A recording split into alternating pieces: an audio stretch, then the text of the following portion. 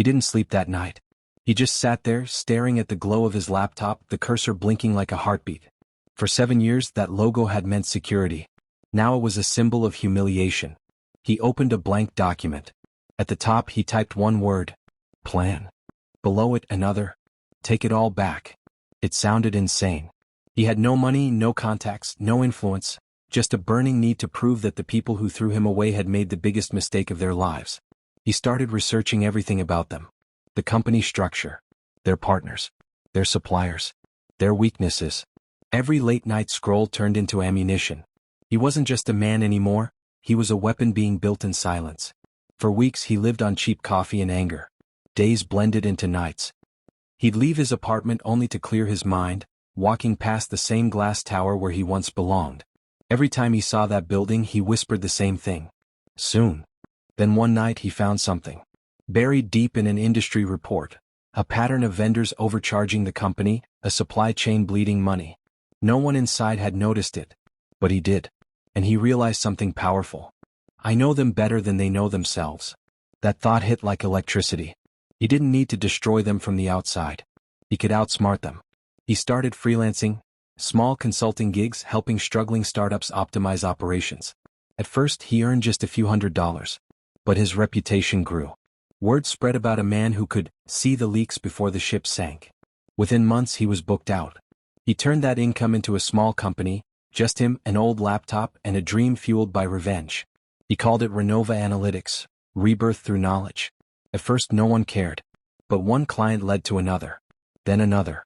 And slowly, painfully, his balance turned from red to green. Every invoice paid wasn't just money, it was momentum.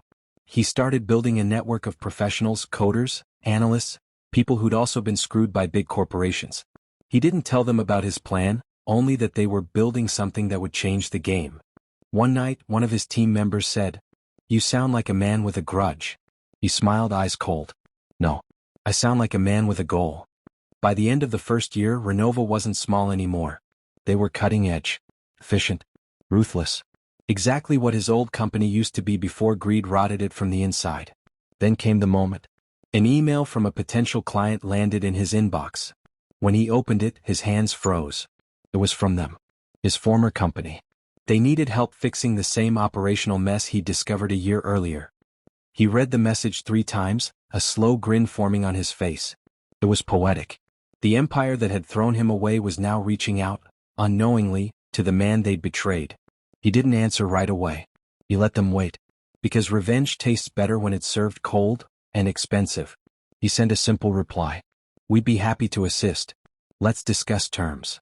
That night he poured himself a drink, the first one since the day he was fired, and raised it to the screen. This is just the beginning. He hadn't stepped into that building in almost 2 years. But when he did, everything felt smaller. The walls, the people, even the fear. Last time he walked through those glass doors he was disposable. This time he was the man they needed. The receptionist didn't recognize him. Why would she? He was no longer the desperate employee who begged for validation. He wore a custom suit now, confidence dripping from every step. Even his silence felt louder. He took the elevator to the top floor, heart steady, mind sharp. When the doors opened, the same executives who once ignored him stood waiting. They smiled, pretending not to remember the way they'd humiliated him. He smiled back, pretending not to remember either. "Mr. Cole," the CEO said, extending his hand. "We've heard good things about your company. Glad you could make it." He shook the man's hand slowly, firmly. "I'm glad too," he replied. "Let's talk about how I can help fix your problems." The meeting began. Charts, numbers, contracts, all the usual corporate theater. But beneath it he could feel the tension. They needed him. Desperately. Their profits were dropping. Their operations were chaos. And they didn't have a clue how to stop the bleeding. He listened, nodded, asked precise questions, the kind that made them shift uncomfortably in their seats. He already knew the answers, of course. He'd built his entire empire studying their weaknesses. Finally, when the CEO asked for his proposal, he leaned forward. His voice was calm, almost casual. "You don't just need a consultant," he said. "You need a partner." They exchanged uneasy glances. "A partner?" the CFO repeated. "You mean equity?" He smiled. "Exactly. You want to fix. I want ownership. 10%.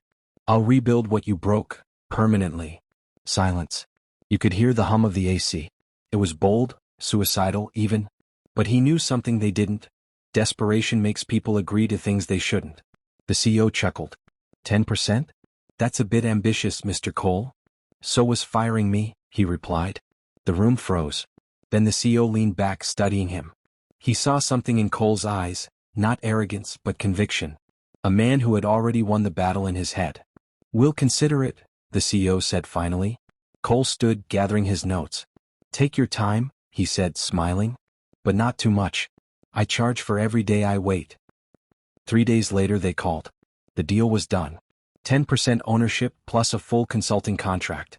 It was official, he was back inside. Not as an employee, but as a shareholder. He moved fast. He analyzed every process, every contract, every manager who thought they were untouchable. Within weeks he started cutting dead weight. People who'd once mocked him were suddenly packing their boxes. He didn't fire them out of spite. He did it because they were weak, the same weakness that almost destroyed him. But revenge has a way of whispering in your ear. Every time he walked past the CEO's office, every time someone said his name with respect, that whisper grew louder. This isn't enough. He wanted more. So he began buying shares. Quietly. Patiently. Through shell companies, small investors, silent partners. Every month, another piece of the empire shifted into his hands. Meanwhile, Renova exploded in growth. They were now a global analytics firm. And his name, once forgotten, was appearing in magazines, tech journals, business podcasts. The same media that once ignored him now called him the silent genius behind corporate rebirth. But he didn't care about fame. He cared about the look on the CEO's face when the day came. It happened 2 years later. He walked into the boardroom, same floor, same people, except this time the power balance had shifted. The CEO looked nervous. The CFO avoided his eyes. Cole placed a folder on the table. Before we begin, he said, I want to share some news. He opened the folder, slid a document across the table. The CEO glanced down, then froze. What is this? The new ownership report, Cole said, leaning back in his chair. As of this morning, I hold 51% of your company. The room went dead silent. The CEO's face went pale. That's impossible, he whispered. No, Cole replied softly. It's business. He stood, buttoned his jacket, and looked around the room. The same walls that had watched him fall now watched him rise. You once told me I was replaceable, he said. But tell me, who replaces you now? The CEO didn't answer. He didn't have to. Cole walked to the window, staring down at the city skyline. For the first time in years he felt peace. Not joy. Not triumph. Just peace. He turned back, voice calm but final. Effective immediately, I'll be assuming control. You're all free to stay, or leave. No one moved. They just watched as he signed the document, ending an era and beginning his own. As he left the room, one of the junior analysts, the same kind of employee he used to be, stopped him and said quietly, Sir, what do we call this transition? He paused, smiled faintly and said, Call it balance. Then he walked out, the man who bought the company that destroyed him. Power. It changes everything, how people look at you, how they talk to you, how you see yourself. For years, Cole dreamed of this moment, standing at the top of the very empire that once crushed him. Now he was there. And it was quiet. The office he once feared was now his. The same glass desk. The same leather chair. But something felt different, colder.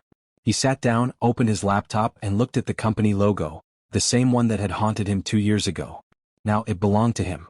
And for the first time he didn't feel angry. He felt empty. Every headline praised him. From fire to fortune, the man who outsmarted his own company. Cole Industries, the rise of a corporate ghost.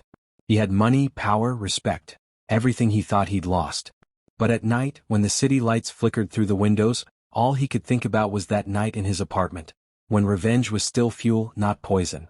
His old team from Renova noticed it first. He stopped joking, stopped smiling, stopped caring. One day Sarah, his first employee and closest ally, walked into his office. You won, she said softly. Why do you still look like you lost? He looked at her, silent. Then finally said, Because I built this out of hate, not vision. She frowned. Then change it. Build something new. But he didn't know how. He'd spent so long chasing revenge that he'd forgotten what came after. Weeks turned into months. He ran the company efficiently, ruthlessly. But the more power he gained, the more he became like the man he'd replaced.